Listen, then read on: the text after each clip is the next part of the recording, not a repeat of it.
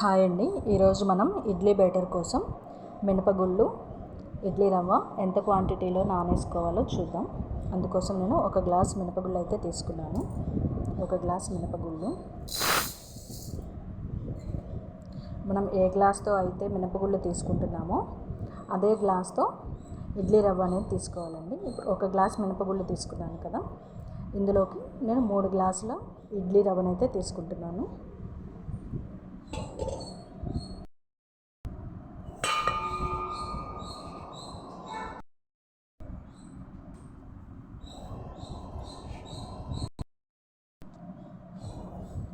మూడు గ్లాసుల ఇడ్లీ రవ్వ అండి.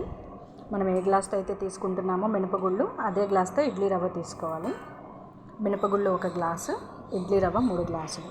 ఇందులో వాటర్ పోసుకొని 5-6 గంటలు అయితే నానబెట్టుకోవాలి.